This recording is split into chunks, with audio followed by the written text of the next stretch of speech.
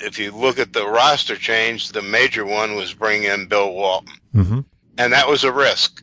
As a matter of fact, Marvin Barnes received a call from Walton. Walton was playing for the Clippers, and he called Marvin and said, can you hop a plane out to San Diego and work with me, because the Clippers have offered me a chance to make my own trade if I can arrange it. So for the entire summer, he and Marvin Barnes worked out together, and he finally got a call from Red Auerbach, and they had made a trade. They had traded Cedric Maxwell for Walton, and Walton was ecstatic, and his first question is, when do I have to be in Boston to take a physical? Walton hadn't played much over the past 4 years. One year he didn't even play at all, and another year he played only 16 games. Auerbach just looked at him and said, why waste time with a physical? You wouldn't pass one anyhow. I always like to say that Michael got to play with me for a year at North Carolina. I think it really helped him. Spectacular player from the beginning. You can see right away Jordan was going to be a big-time scorer. And showed what an impact he was going to have on the league. This is NB 86, celebrating the 30-year anniversary of Michael Jordan and the Chicago Bulls' 1986 NBA season. And now your hosts, Adam Ryan and Aaron Steen. My guest today is Professor of Journalism at Fisher College. He authored the recently released book, Bad News, The Turbulent Life of Marvin Barnes, pro basketball's original renegade. He was an award-winning beat writer at the Boston Herald, and he covered the 1980s Celtics for 7 years, which makes him the ideal guest to conclude our NB 86 series. Mike Carey, thanks for joining me. Pleasure to be there, Adam.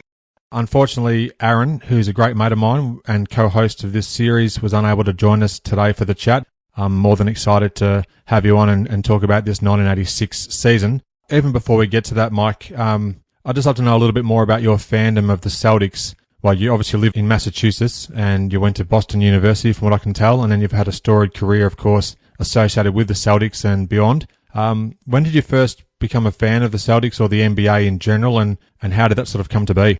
Well, I was a news editor for the Herald. I was looking to do something different, and the Celtic beat writer took a job in Dallas, and I applied for it.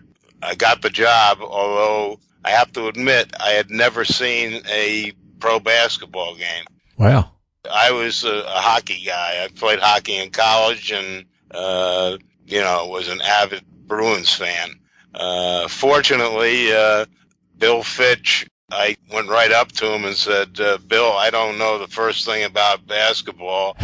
Can you help me out here? And he gave me hours of his time explaining the strategy of the game, and was really, was learning on the job, but Bill Fitch was a great mentor, so that's how I began covering him. Good to hear the behind the scenes there. He was so willing and accommodating with his time there for you. I found him to be a great guy. He was tough on the players, but now that most of them have had time to look back on it, players like Robert Parrish say that he really taught him the game, how the game should be played, and that he wouldn't have had the success that he did without Bill Fitch. And, of course, Larry Bird thinks that Bill Fitch was one of, if not the best coach he ever had. Very interesting, no doubt. Now, the 1985 season ended with the LA Lakers celebrating on Boston Garden's parquet floor, albeit briefly, and then they disappeared into the dressing rooms. What do you remember of the fallout from that 85 finals defeat that then led to Boston's drive and determination to ready themselves for that following season? Well, it was a crushing loss, but if you look at the roster change, the major one was bringing in Bill Walton. Mm-hmm. And that was a risk. As a matter of fact, Marvin Barnes received a call from Walton. Walton was playing for the Clippers, and he called Marvin and said, can you hop a plane out to San Diego and work with me, because the Clippers have offered me a chance to make my own trade if I can arrange it. So for the entire summer, he and Marvin Barnes worked out together, and he finally got a call from Red Auerbach, and they had made a trade. They had traded Cedric Maxwell for Walton. And Walton was ecstatic, and his first question is, when do I have to be in Boston to take a physical? Walton hadn't played much over the past 4 years. One year he didn't even play at all, and another year he played only 16 games. Auerbach just looked at him and said, why waste time with a physical? You wouldn't pass one anyhow. He certainly did suffer from his share of leg-related and health issues there. So, but as you mentioned there, he had a great season in '86 with the Celtics, and I believe he played 80 regular season games. So everything seemed to fall into place there. But that's a fascinating little tidbit there about Marvin Barnes. Before we got recording for the episode this morning, I was just saying to you, I haven't had a chance to read your book yet, and what a fascinating bit of information there that Walton and Marvin were so close during that off-season after 85 before the 1986 campaign began. Yeah, the other thing is Marvin at that time hadn't touched a basketball for 2 years. He had played in, I think, 83 with the Continental Basketball Association, a minor league team. And I couldn't figure out why Walton, who had all these pros that lived in the San Diego area to choose from, would make a call to Marvin and say, I need you to help me get in shape. And so I asked Walton, and Walton's response was, Marvin never backs down from anyone. And even though I got 5 inches in height on him and probably 20 pounds, he's just not going to back down. And that's what I need. I need somebody who's going to push me to the limits, and Marvin was the guy, and they worked out hard every day, starting at 8 o'clock in the morning and going till 5 at night. You know, it worked out fantastic. And, you know, again, the transition from the 85 to 86, Walton just was a breath of fresh air. I mean, all he wanted to do was win a championship. He didn't care whether he played 5 minutes or 20 minutes. He really fit in well. Teammates all loved him. And it gave the Celtics such a luxury up front. I mean, you had Parrish, you had McHale, you had Bird, and you had Walton, and they could rotate in and out and stay fresh. And he had the best outlet passer in basketball in Walton. He still could rebound. He just gave 120%, and, you know, really was one of the major factors in the Celtics' success that year. Yeah, just incredible. And that tidbit about Barnes, just fascinating. I consider myself a big-time fan of NBA history, and yet, because I obviously haven't read your book to this point, but did not actually know anything about the fact that Marvin had such a key role to play in the transition from Bill's time in LA to then going to the Celtics. So it's quite fascinating. I also asked Marvin that question. I said, you know, why do you think Walton chose you to help him get in shape? And Marvin's response was, thoroughbreds don't race against plow horses. Oh, that's so good. That's great to hear this sort of stuff. I appreciate you sharing it with myself and our listener as well. Did you actually get to travel with the team on the away games, or were you based in Boston and just covered all the home games? No, I covered about 110 games a year. You had the exhibition season, then you had, 81 games, and then you had the playoffs. So with the way the Celtics went, almost every year I was covering, at least 110 games. Yeah, they were a force to be reckoned with. Incredible. So just in terms of preseason games for this 85-86 season, do you remember anything about the first few games you saw during the preseason? I know they played a game or two at Hartford as a sort of home away from home, but were there a few memories at all from that preseason that actually thought this could be something really special? Casey Jones was the coach, and he was a real low-key guy. The players hated playing in Hartford because it was an hour-and-a-half bus ride and an hour-and-a-half back. And eventually the Celtics stopped playing in Hartford, but it was a contractual deal. The players themselves weren't real happy about having to, travel an hour and a half down, an hour and a half back when the Boston Garden was available. They actually made more money playing in Hartford than they did playing in the Garden because of the fees they got for playing in the games. The games themselves, KC was just experimenting to see what the best lineups were. I think he wanted to see how durable Walton would be. He had all the other pieces. When you talk about team chemistry, that Celtic team had it. I mean, from top to bottom. And they all got along. I mean, you hear about different factions on different teams that, this guy doesn't like how this guy plays, and another guy thinks that his teammate is shooting way too much. The Celtics just, they just went to the hot hand. Whoever was hot, they made sure that they got the ball. Of course, usually it was Bird and McHale, but they had other scorers. I mean, Robert Parrish was I think he was so underrated because he didn't care how many times he shot the ball. There were games where he'd only take 3 or 4 shots.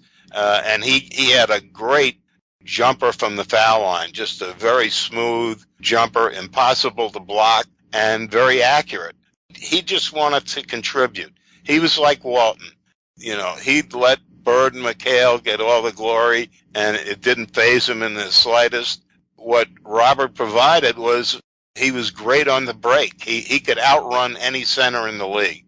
It's also not often that a team gets to add a future Hall of Famer to a roster which already was going to have 3 future Hall of Famers in terms of the big 3 as well. So quite frightening that was the addition to the team. Now, in terms of the regular season, the Celtics were pretty much a wrecking ball, just tearing teams apart on their way to a 67-15 record in 1986.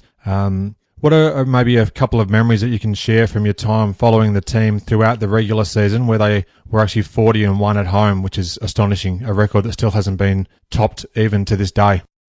The fan noise and the Garden atmosphere, I mean, they loved playing in the Garden. I think their margin of victory at the Garden was somewhere around 14 points a game. Teams would come into the Garden, and before they even put on their uniform, they knew they were going to lose to the Celtics. That was a Celtic advantage, because the Celtics had such a great record at home that when the Celtics came up on an opponent's schedule, they chalked it up as a loss before they even went onto the court. Yeah, it's incredible. The psychology was there. I mean, these teams were just completely psyched out. How are we going to stop Bird? How are we going to stop McHale? How are we going to stop Ainge from shooting threes? How are we going to stop Walton from dominating the boards? I mean, Walton was the perfect 6th man, because when McHale or Bird came out or Parrish came out, all of a sudden you got, a 7-2 guy coming in who's fresh. Yeah. And he's playing against the second stringers now. Yeah, it's just remarkable. The depth they had was unbelievable, but more than that, it was just you had 12 guys who genuinely liked each other. Even at guard, you had Dennis Johnson, who you didn't really have a point guard. You had 2 guys that could handle the ball fairly well in DJ and Danny Ainge.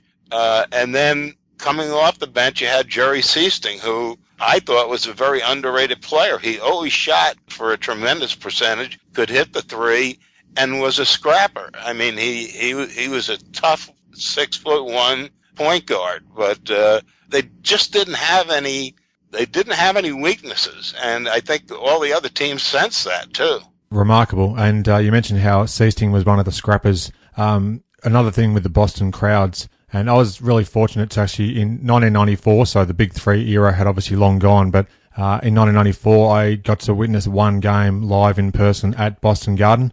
I was up in the nosebleed section and it was so hot in there, but it was just a remarkable experience that I wouldn't trade for anything in the world, and that was for a regular season game against the Golden State Warriors. So I can't even imagine transposing that to the mid-'80s to be a part of this incredible occurrence that was happening here with the 86 Celtics. But I know that the Boston fans loved the guys that would come off the bench and work equally as hard when they had the chance to shine in limited minutes. Yeah, at the end of the bench you had Rick Carlisle, who went on to be a fantastic NBA coach. And you had Greg Kite, who was 6'11", solid as a rock. And if they were having trouble with a physical center, Casey would say, Greg, go in there and pick up a couple fouls and knock this guy around a little bit. And again, Greg Kite and Rick Carlisle were at the end of the bench. But what they did very well was during practices, they pushed the veterans. They wanted to get some playing time, and in order to get some playing time, they had to show that they could compete. Kite had to compete with Parrish and Walton. Rick Carlisle had to compete with DJ and Danny Ainge. So there was a healthy competition at practice. And what was unusual is that after practice ended, and they went through a good hour and a half practice every day, the players would all hang around and play 3-on-3 or 4-on-4 for another 2 hours. You just didn't hear about that with any other team, but they just enjoyed each other and they enjoyed the competition and they knew they had something special. Just great to hear this sort of stuff. So that leads me to our next question. Is this the practices at, is it called Hellenic College? I'm not sure how to pronounce it. Hellenic College, it was just it was a religious school. The facilities were terrible. You know, you had a small gym that had a stage on one side of the gym. The weight rooms consisted of maybe about 4 barbells. I mean, it was just a terrible facility. Yeah. It really wasn't a religious school, and it was out of the way. They couldn't practice the garden because they were sharing the garden with not only with the Bruins, but with the Ringling Brothers Circus, with the Ice Capades. So they just settled on Hellenic College in Brookline. Players didn't seem to mind. They just had a great time. And, you know, nobody ever complained about Little Hellenic College. But, you know, the locker room was just, you know, you had 2 showers for 12 guys. So, you know, it wasn't exactly a bit of paradise. I could only imagine. Just one last thing about that practice facility. If you look hard enough on YouTube, you'll find some footage where it does show a few minutes here and there from the college where they are doing their practice. But did you get to watch full-length practices, or were you only let in as a group of the media at a certain time? How did that sort of work, particularly during that fascinating 86 season? It was entirely different than how it is today. I mean, today almost every team closes practices, and at the very end, they may let the media in to watch the practice, the last couple minutes of practice. But back in '86, it was open practice. You could go, sit down, and watch the entire practice. The differences were you took the same plane flights as the players. There were no private jets back then. You stayed at the same hotels. I mean, today, the reporters stay at the Holiday Inn and the players stay at the Ritz-Carlton. It's just entirely different. Yep. The travel could take a toll on the players because you always flew commercial. You'd have a game that may go to 11 o'clock, then you go out to dinner, and then you'd have to get up at 6 o'clock to take a bus to the airport. You know, it was a lot more strenuous than it is today. Today, you know, if the Celtics were playing in Atlanta, right after the game, they'd hop on their charter and be back in Boston by 1 o'clock in the morning. The contrast between how things are today and 30 years ago are very stark, to say the least. I'd just like to touch on the 86 playoffs before we just talk about the finals themselves. Sure. In round 1 of 86, the Celtics matched up against Michael Jordan and his Chicago Bulls, and most people know Jordan missed 64 regular season games with a broken bone in his foot. But in game 1 at Boston, had 49 points, which is a remarkable effort in itself. But he somehow topped that in game 2 with that stunning 63-point effort. However, the Celtics held on to win that 2-overtime epic. Returning home, Chicago then lost by almost 20 points as the Celtics completed the 3-0 sweep. What do you recall about that first round matchup there, Mike? Well, I recall the 63-point game. They started with Dennis Johnson covering Jordan, and I think after about 15 minutes, Jordan had 24 points. Then they switched to Danny Ainge, and he didn't have much better luck. Then they switched to Jerry Seasting, and, of course, Jerry at 6'1" struggled too. Jordan was just red hot. But what saved the Celtics, and, you know, they managed to get it into overtime, and what saved them is the Bulls just didn't have an answer for McHale and Bird. they were the factor that certainly got them over the line in that one. And having a quick look at the box score for that game, and Larry Bird had a fantastic game, which gets overlooked when you look back historically because of Jordan's incredible performance. But I'm just looking at Bird's stats now. He had 36 points, 12 rebounds, and 8 assists. McHale also had 27 points, 15 boards. So overlooked in the fact of Jordan stunned the league, and pretty much that was his coming out party of sorts. The Celtics still had those very dependable future Hall of Famers, of course, as you're suggesting there too. Yeah, and again, Dennis Johnson was one of the best defenders in the league. I mean, he made the all-defensive team year after year after year. For that one game, he just struggled to cover Jordan. DJ wasn't the quickest guy on the court, but he had a great sense of anticipating what his opponent was going to do. He got a great sense of getting position so that if a player liked to drive to the right, he would station himself and force the guy to go left. He was a student of the game. As Larry Bird has said many, many times, best teammate he ever had. That says a lot coming from one of the greatest players to ever lace up a pair of shoes. Now, the Celtics disposed of Atlanta in 5 games in round 2, and then they swept the Milwaukee Bucks, who were a great team throughout a majority of the 1980s, it should be said too. Swept them in the conference finals. And meanwhile, out west, Houston, behind Ralph Sampson's miracle shot at the buzzer in Game 5 against the LA Lakers, stunned LA, and the Rockets advanced to the NBA Finals. So, do you remember the build-up to those finals, and then how did Boston view the notable absence of their fierce rival from LA? Well, I don't think they took Houston very lightly, because the Twin Towers, 2 young guys who had incredible seasons, both of them. That shot that Sampson made against the Lakers, I think he threw it over his shoulder and into the basket. Yeah. I mean, it was just an incredible shot that got them to the finals. Mm-hmm. That was a tough team. It was a tough matchup. I think what really stirred the Celtics up was when Ralph Sampson started a fist fight with Jerry Seasting. That was in back in Houston when they came back for one of the games there, wasn't it? Right, it was. And, of course, Houston won that game, but I think it really fired the Celtics up. I think that was a key moment. Olajuwon had a rough game the next game. It turned into an easy, I shouldn't say easy, but it really was. The final games were easy for the Celtics.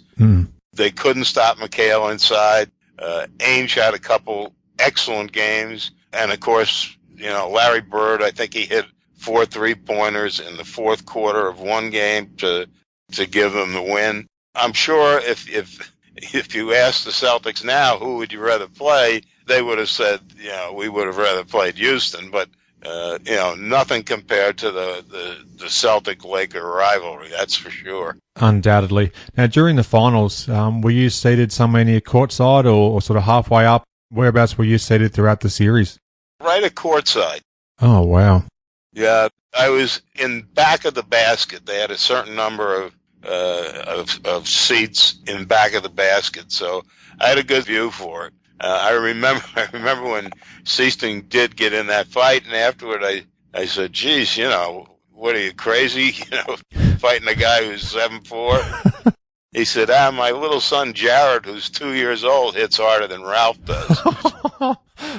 Oh, that's tremendous. I think one other incident in the series as well, which got quite ugly too, but I'm sure that, and I have read and seen, of course, through some YouTube clips, that when Sampson returned to the confines of Boston Garden, the crowd were on him for the majority of the time, anytime he was near the ball or even on the court. Oh, yes. Yeah. I mean, it was an obvious mismatch, and when he came back to the Garden, he was just booed every time he touched the ball, even when he was just standing there. I mean, for being so highly touted, that probably was the highlight of his career, was that final series, because he really never did much after that 86 series. Yeah, now I was going to actually ask, this was probably going to test your memory to the absolute extreme, but during the 86 regular season, in their only visit to Boston, Ralph Sampson took a really nasty fall and he had to go to a Boston area hospital to get some scans because they thought he may have at first broken his neck or broken his back. Do you actually happen to remember the incident? Because I've read about it since, and we covered it earlier in our NB 86 series where we broke down the season. I remember them, they had a garage built into the building, and I remember the EMTs coming and strapping him on a stretcher and taking him out. To be honest, I don't remember exactly how the fall occurred. I don't think it was as a result of anything other than an awkward fall. Yeah. I just was curious. I've never seen footage of it. I mean, if it happened these days, there'd be 25 different camera angles. But back then, of course, a solitary visit from a Western Conference team during the regular season, not readily as available. Now, in terms of the celebrations post-game, once the Celtics wrapped up the series in Game 6, it was the franchise's 16th title in its history. I'd just like to know, in the days that followed, even back in the locker rooms afterwards, what do you recall from that period of time as the team celebrated that fantastic victory? Well, I thought I was smart, and I had sort of hid in the corner as they opened all the champagne bottles, but Jerry Seasting actually spotted me, came over, shook the champagne bottle up, and I got a soaking. That's great. As did most of the reporters, I remember Red giving his speech, and Ainge, being a Mormon, had a can of orange soda. Everybody else had beers. And that's where you really saw the camaraderie. I mean, the players all went out to, I presume it was a bar somewhere, with their families and celebrated afterward. And then there was the celebration at City Hall, and everything looked great for the year after. Unfortunately, Walton broke his foot again in preseason practice, and that sort of ruined the chemistry for the year after. And then they had a string of injuries. Kevin McHale broke a navicular bone in his ankle. He had to have a 3-inch screw put in. He was in so much pain, and for a while he thought it was just an ankle sprain. And he played on it for more than a month, and then he finally was in Chicago, and the pain got so bad that he saw the Chicago Bulls team doctor, and they took another set of x-rays, and they said, geez, you got a major break in your navicular bone. Wow. They put this 3-inch screw in his foot, and today, if you watch Kevin, he has a tough time even walking the sidelines. He's in a terrible amount of pain. There were just a number of things that went wrong, starting with Walton. They really missed him in 87, and nothing, I think, was ever going to top that 86 championship. Yeah, understandable. Now, I don't want to bring it to a downer, but I would like to just quickly ask, following the jubilation of that 86 championship win, only a few days after that 86 NBA draft, the shock death of Len Bias, who the Celtics picked number 2 overall from the University of Maryland, that happened tragically. People were stunned, of course. What was it like for the team and just the greater Boston area, yourself included, of course, being a key follower and beat writer for the Celtics, to go from the joys of that victory to then the terrible low of just hearing the news about Len's tragic death? Yeah, he was drafted, and then that night, Reebok, who he was signing with, threw a party for him. I didn't go to the party, but Ainge went, and Danny had 3 young children. He was sitting with Len, and he said, Len, are you a good babysitter? And Len said, I guess I could be a good babysitter. He said, well, I got 3 kids, so, and you're a rookie, so I'm going to be calling on you. And Len was talking about what he wanted to do was design clothes. He drank 7-Up all night, and then he got on a plane after the party was over and went back to Washington. And so the next day, Ainge and I were at this golf tournament, and this fan came up to Danny and said, what a terrible day. And Ainge and I are looking at each other because there isn't a cloud in the sky, and the guy said, oh, you guys haven't heard the news. And we said, what news? He said, well, Len Bias died. Wow. And Danny couldn't believe it because he had just been with him 8 hours previous. Yeah, of course. Auerbach had known Len Bias since his high school days. So nobody could figure out how could this healthy guy just die of a heart attack, because that was the original story that was coming out of Washington. Mm-hmm. And, of course, later on, it became clear that he died of a cocaine overdose. You know, it shocked everybody. It really did, because this guy was so talented. Red Auerbach used to hold summer camps for kids, and what he would do, and it was legal back then and it no longer is he would bring in some of the best young college players to act as counselors at his basketball camp. All right. At night, the counselors would join some of the Celtic veterans and scrimmage. That's great. And the kids, the campers, would sit in the stands, and, it would be like watching an NBA game.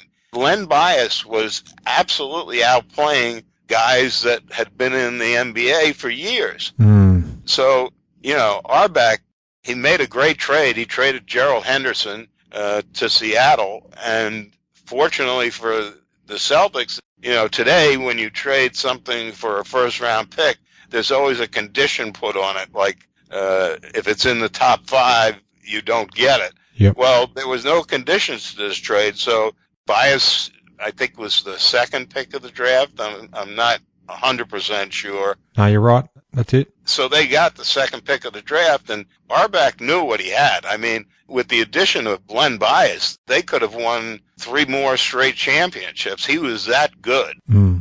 He could ball handle. He could rebound. He had a tremendous first step to the basket, and he had a smooth jumper. I mean, he had all the tools. With the addition of him, what a dynasty that could have been. Oh, no doubt. It's just heartbreaking to think of the possibilities of what could have been, let alone the fact of how tragic it was just for his immediate family and friends, of course. But I really appreciate you sharing some of these stories as well, particularly about, learning the news of his passing, and then about him and Ainge as well at that party the night before, etc. So just fascinating stuff to hear. I'll move on to something a bit more upbeat, though. I just want to mention one more thing on that. Please do. Len Bias's mother, to this day, travels around the country and talks about the effects of cocaine, what cocaine did to her son. And she doesn't say this was his first time he ever used it, or it was a fluke accident. She says that, my son made a bad decision, and he had made bad decisions before when it came to cocaine use. And she has devoted her life to going on a crusade against cocaine. She's a remarkable woman. I was privileged to meet her once and to listen to one of her talks, and kids get the message. And I just can't say enough about what a wonderful woman she is. Oh, that's excellent to hear that, and I'll now definitely be diving into a bit more research into what she's turned her life's purpose into as well. So thank you for that. I was just going to ask, with the 1980s being the pre-internet era, of course, I'm curious about what sort of research methods that you had at that time, and what was involved in putting together some feature pieces, because I mentioned earlier in the intro that you're an award-winning beat writer. Do you mind just talking a little bit about the process of how you put together some pieces and what was involved behind the scenes there, Mike? Well, it's through contacts. Mm-hmm. The longer you're covering the NBA, the more people trust you. They give you little tidbits. With the Celtics, though, you had full access to them. I had every guy's phone number. If I had a question, I'd call them up. I asked the Celtics public relations director, I said, do guys today have, a little black book with all the players' phone numbers in them? And he just looked at me like I was crazy. He said, no, you get one chance to talk to these guys, and that's right after practice. But because we traveled with the team, you'd go down to the hotel dining room for breakfast, and even though I was a reporter, the players didn't want to sit by themselves, so they'd sit down and you'd just talk about basketball. It was off the record, but it built up a relationship. To me, it was a lot easier than what the reporters today have to do. Mm-hmm. I don't like these post-game press conferences where a coach gets up and says very little that's interesting. I call them coach quotes. I didn't like using coach quotes. We played a very tough team and give them all the credit in the world and that type of stuff. Mm-hmm. And it didn't add a thing to your story. So I would rather, while they were holding these press conferences, I think the smarter reporters go in the locker room and try to talk to a player one-on-one, where they're going to get something that's different than all the other reporters have. And again, you over the years, you build up contacts with different teams, so that if you're doing a story on a player on your own team, you can call an opposition coach or an opposition general manager and get their point of view of the player you're doing the story on. It still can be done. It's just a little more difficult. Gotcha. No, that's good to hear. Good insight there. Now, I read a couple of different bios about yourself online before we chatted today, and if my research is right and that detail is accurate, you actually wrote a monthly column for Basketball Digest, and also you worked with the Hoop magazine. Is that correct? I did both of those, and then I did the annual draft preview for the Sporting News. That's great. I'm a massive fan of Basketball Digest and also Hoop magazine. I used to subscribe to them from my local newsagent back in the early 90s. When they'd come in, they'd put it away with my name on it. And unfortunately, and for some inexplicable reason, I ended up selling them or even throwing them out about 15 years ago, and I regret it to this day. But anyhow, I'm trying to track down some of those issues now, thanks to the internet. Basketball Digest had a great feature, which was called The Game I'll Never Forget. Is there a particular game from your life within basketball that you've seen or been to in person, perhaps, that stands out above all others? I think Bird's 60 points. They were playing the Atlanta Hawks down in... Is it New Orleans? In New Orleans. Yeah. I actually have the game film of it. All right. And it's amazing because he was scoring, but he wasn't scoring that. You didn't think he was going to come anywhere near 60. Yeah. Until the fourth quarter began.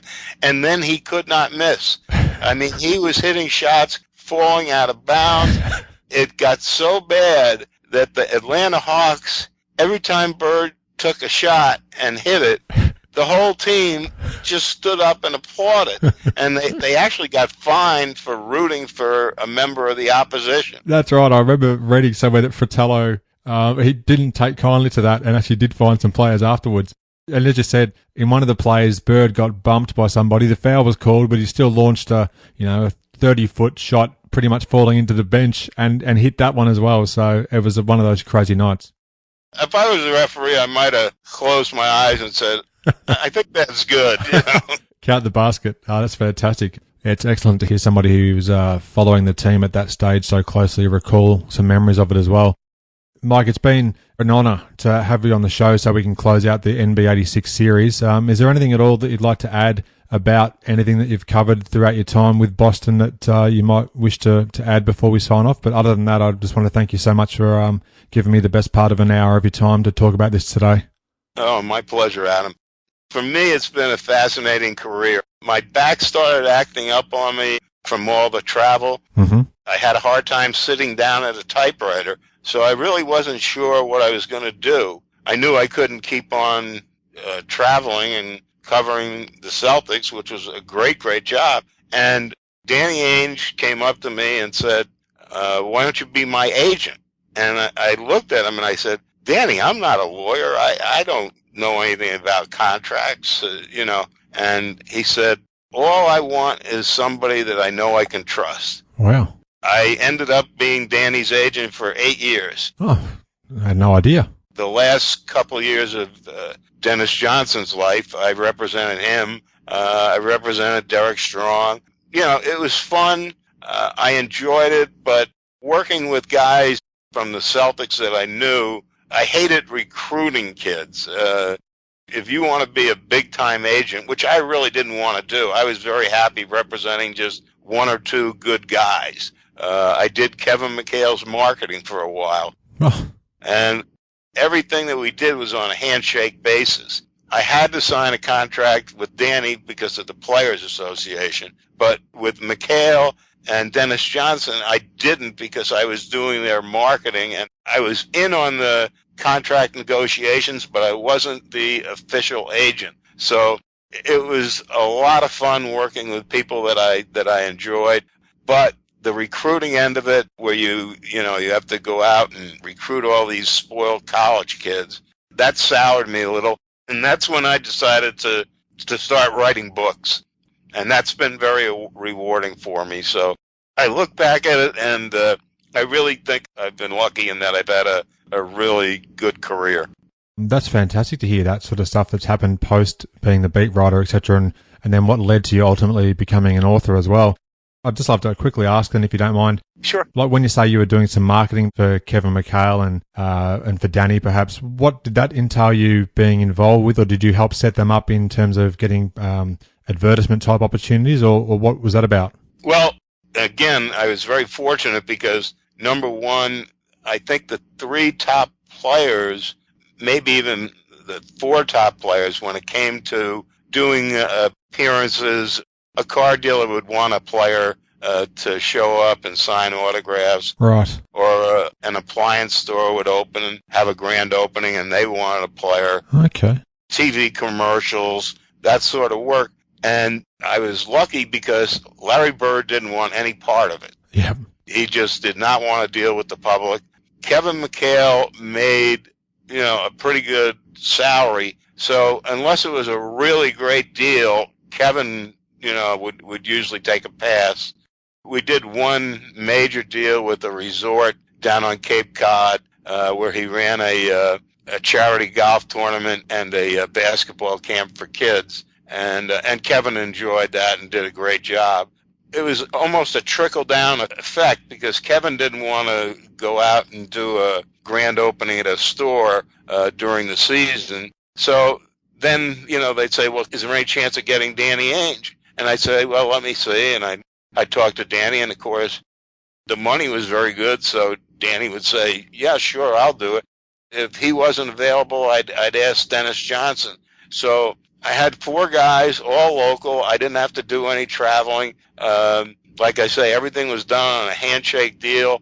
I even handled some of Robert Parrish's appearances. Oh. People that don't know Robert Parish, they see, this guy that never smiles. But that's just his image on the court. Off the court, he is funny. He is glib. I did a number of autograph shows with him, and he would talk to the fans for as long as they asked him questions. Oh, that's great to hear. So I had a perfect thing, and it was a fun thing.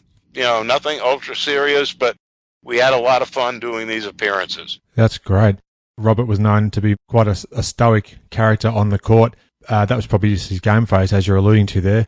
But in a recent podcast series, which was released, I think, by CSN New England, it's called the 86 Celtics, and it's a fascinating listen. There's about 13 episodes where they go behind the scenes with the majority of the players and some of the personnel involved. And I think it's a 2-part episode with Robert Parish, and it's an incredible listen. You learn so much in the space of even an hour of hearing him talk than I already had learnt or known about his career to that point. So that's definitely worth a look as well. I think there's one section in there that's typical of Robert where he's talking about Kevin McHale, and he says, we call him the deep black hole because once the ball goes in, it's not going to come back out to you. He just lights up with a smile, and that was the real Robert Parish. That's awesome. I haven't actually seen the documentary yet because I believe all the podcast episodes were audio that was taken from behind the scenes of filming the documentary, so I'm going to have to track that down. It looks to be a great watch, no doubt. Just one more quick question, if you don't mind. You mentioned Kevin McHale there and some of his marketing opportunities. I know that he appeared on an episode of Cheers. I don't know when the year was. It was probably early 90s or something, but were you associated with Kevin at the time that he had that appearance on the famous TV show Cheers? He actually did 2 episodes. Okay, yep. Yeah, one involved counting the number of screws that they have to lay down on the parquet floor. And they made an entire episode of that. The second one, it had something to do with his wife not wanting him to go to Cheers, and and Norm saying, "Oh, come on, Kevin, let's have a beer." I thought they were very good, and the Jim Burrows, who was the producer, thought Kevin. They had a lot of athletes on that show doing guest appearances, and Jim Burrows thought Kevin was the best natural actor of all of them. Yeah, I actually did read an article somewhere in the last who knows how many years where it talked briefly about Kevin's appearance on Cheers and that he was one of the more natural talents, as you're suggesting there as well. So I'm not surprised to hear that based on what you're saying as well.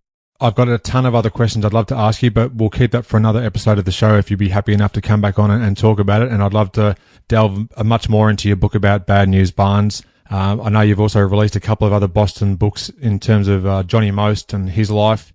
So, yeah, some fascinating topics that we can maybe touch on at another stage. But for now, though, Mike, can't thank you enough. It's been great to have you on the show, and I've learnt a lot, and I'm sure that our listener has as well. Where can we find your book? It's on Amazon. There is also a web page that's badnewsbarnesbook.com. Okay, fantastic. Well, I'll definitely include links to that in the show notes to this episode as well. And I look forward to talking plenty more topics with you in the future date. But for now, though, I just can't thank you enough, and all the best, Mike. Adam, it's been great. A lot of fun. Aaron, that wraps up NB 86. The series has come to an end. It's been great to go through this second NBA season of Michael Jordan. Of course, he sat out a majority of that injured, but some fascinating tidbits were learnt along the way, and I've learnt plenty, as I'm sure you have as well, and I hope our listener as well has enjoyed a trip down memory lane. Thanks again, as always, for being a part of the show, mate. I wouldn't choose anybody else to do this series with, mate, even if I could. Appreciate all your hard work. Sincere thanks to all our listeners as well. Fantastic to have the support we do from the listeners, and I look forward to getting NBA 87 underway. A magnificent individual season for one Michael Jeffrey Jordan. He has an outstanding 87 campaign. As I've said before, after having loved the game for 26 years, it's very, very cool to be able to learn all brand new information about a team that existed 30 years ago in the 85-86 Chicago Bulls, and I guess the same with the 84-85 Bulls back in NB 85. Really looking forward to NB 87. As always, a big thanks to those people who scanned every copy of the Tribune and its microfilms to get us this never-ending source of information for the series. I regularly think to myself the wonderful yet seemingly boring job that these people have to put every available copy of the Tribune online, tracing back to April 23, 1849. I didn't know it went back that far, actually, which is fantastic when we get into breaking down the Californian gold rush for NB 1849. So I look forward to that one, mate. I'm celebrating the impending beginning of NB 87 with a pair of Air Jordan 2 lows, which MJ broke out during the 86-87 season. So I'm looking forward to those turning up. Anything you'd like to add, mate, before we wrap up this series? With NB 85 going for 30 episodes and NB 86 going for 15, I'm looking forward to NB 87 being about 7.5 episodes. Giddy up. Thanks for listening. I hope you enjoyed the show, and share my web address with your friends and colleagues, inallairness.com. Check out the podcast archive for plenty more episodes with high-profile guests. Follow me on Twitter at inallairness. Please add your like to the show's social hub, facebook.com/inallairness. Join me next time for another edition of the show.